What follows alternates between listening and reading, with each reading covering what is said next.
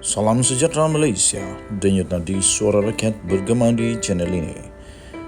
Jangan lupa tekan butang subscribe, like dan share. Malaysia kita punya, cintai Malaysiaku, kita jaga kita.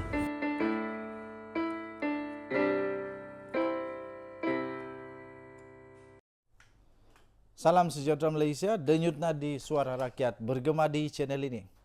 Tuan-tuan dan puan-puan yang dihormati sekalian, nampaknya akan ada berita yang mengecewakan untuk Tan Sri Muhyiddin Yassin. Apa tidaknya, ahli yang pernah dibuangnya sekarang bakal pula akan menjadi, bukan dibuang, minta maaf, bukan dibuang.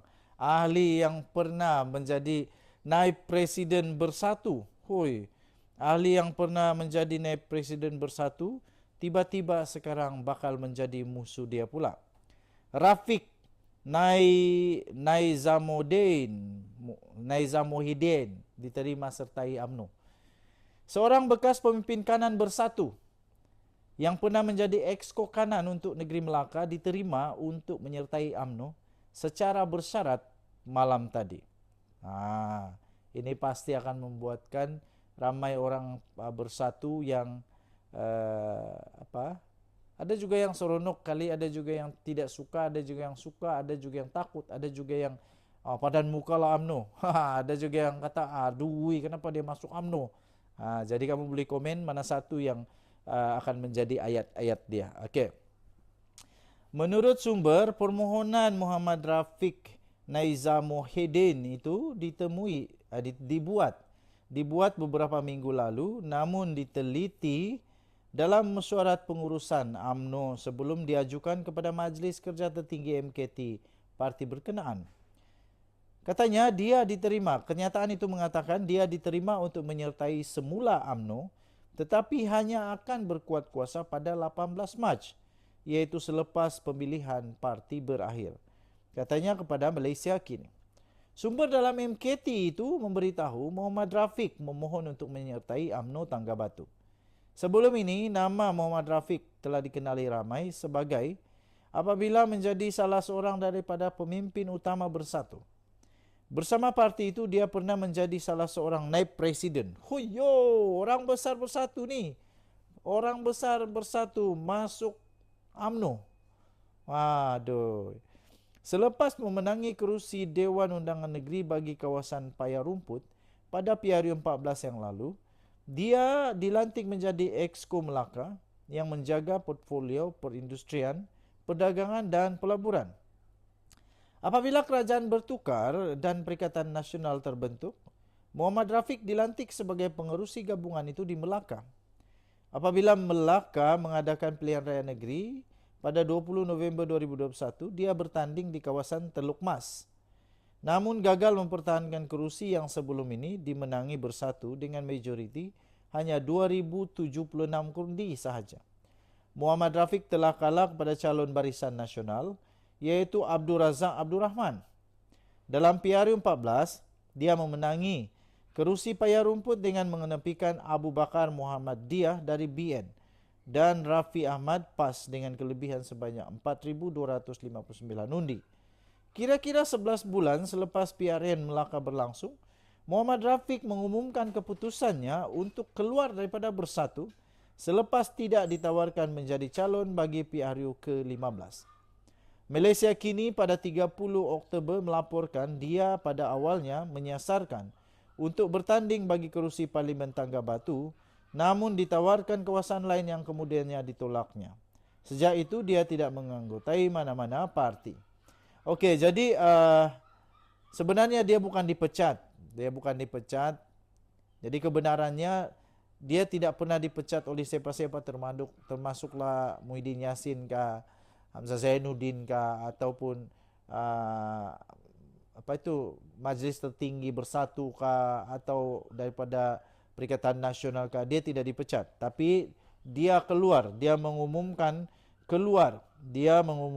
keluar daripada bersatu selepas tidak ditawarkan menjadi calon bagi PRU 15. Kemudian sekarang ini disahkan dia bakal akan menjadi ahli UMNO.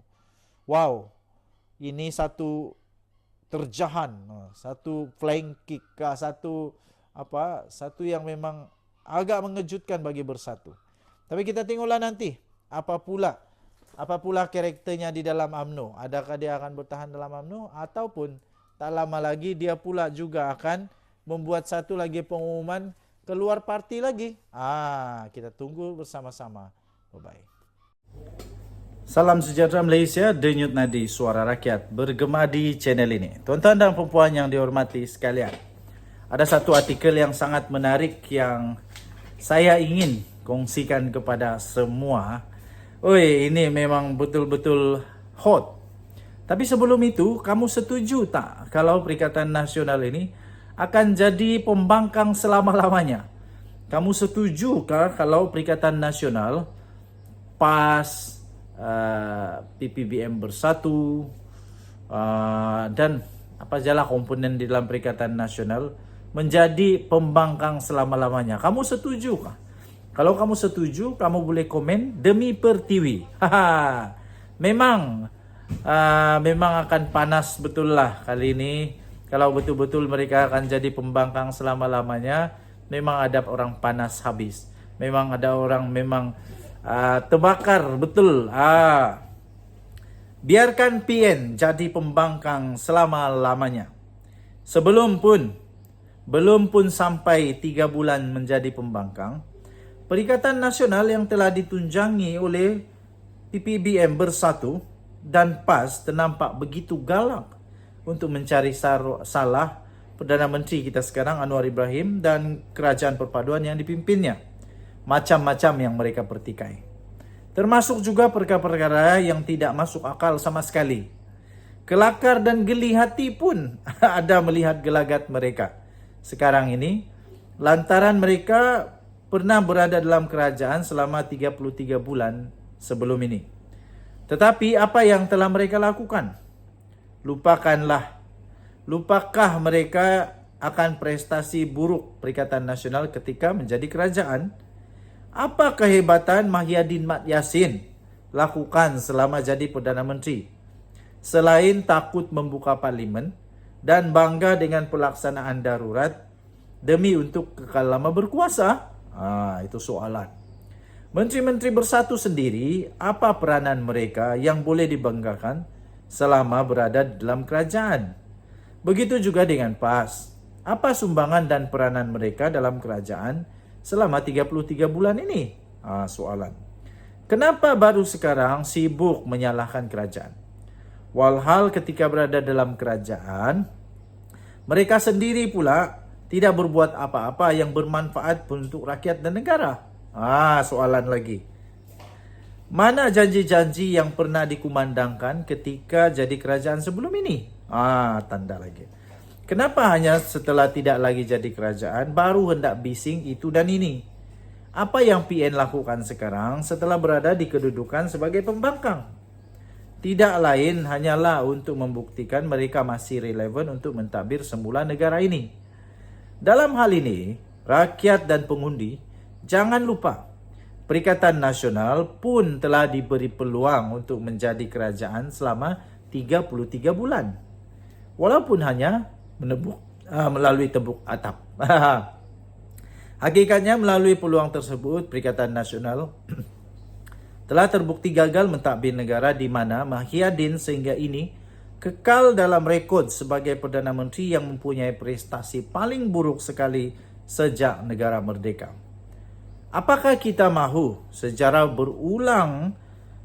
buruk ini berulang kembali dengan Mahyadin sekali lagi memegang jawatan Perdana Menteri? Oleh itu, rakyat jangan sesekali terpedaya dengan mainan dan silap mata Perikatan Nasional ini.